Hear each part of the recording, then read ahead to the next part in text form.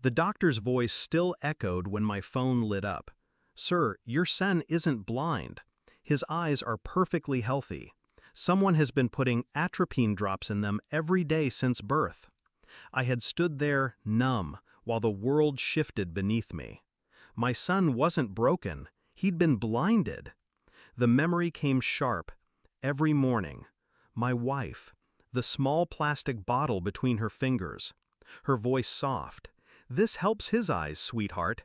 And now the phone vibrated again in my hand. Her name glowing on the screen. I answered. Her voice was calm, measured. "How did it go?" I didn't respond. A pause. Then softer. "We should talk." Alone. The line went dead. I turned.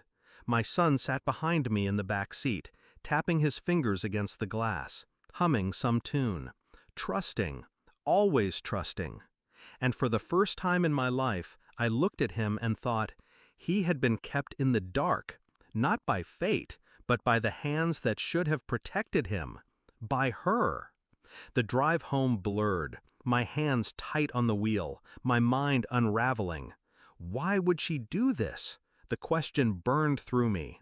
And then the pieces began falling into place, one after another. The endless trips to specialists, the sympathetic looks from strangers, the donations, the interviews she'd given about raising awareness, her soft tears, her staged exhaustion, her halo of sacrifice.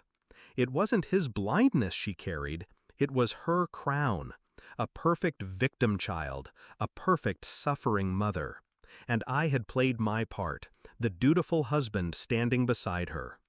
I thought back to every morning I watched her tilt his head back, whisper comfort, place the drops in his eyes. And I felt the cold weight of my own blindness, not his, mine.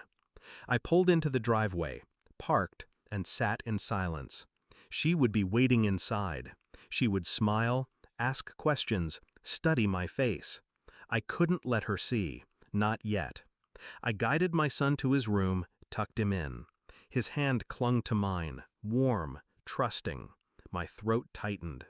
Then I sat alone in the kitchen, listening to the faint movements upstairs, her steps, her humming, and beneath it all, the truth pulsed.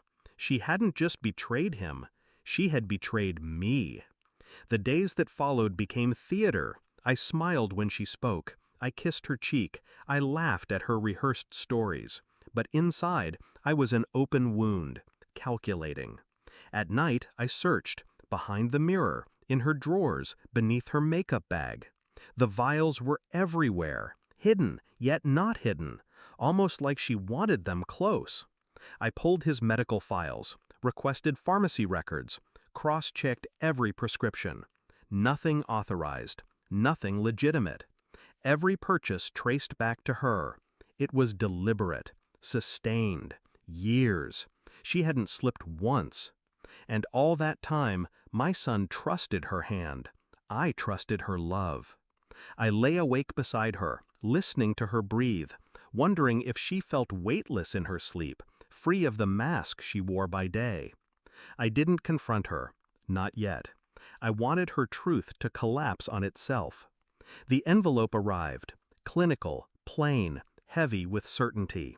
Toxicology confirmed atropine in his system. Undeniable. I came home early.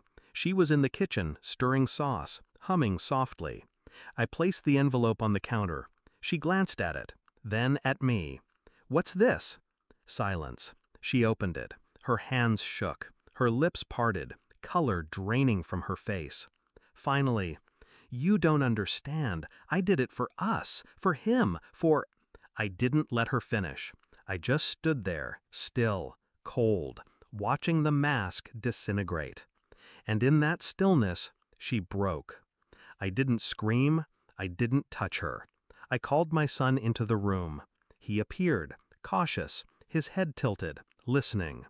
I guided his hand to the paper on the counter. "Your mother has been giving you drops," I said, steady. "They've hurt you. They've kept you from seeing." He froze. His mouth opened. Then he turned toward her. "Mom?" His voice trembled. She stepped forward, frantic. "Sweetheart, I was protecting you." He stepped back. The silence that followed carved her open.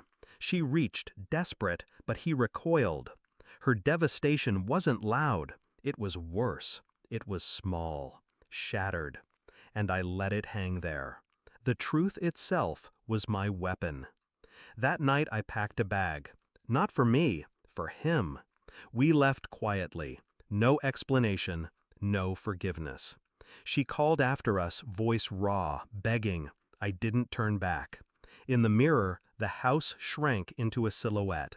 For years she had kept him blind. But she had also kept me blind, bound in the illusion of her love, her motherhood, her suffering. Now we saw. The road stretched ahead, endless, open. Her kingdom had been built on shadows, and I had stolen her night.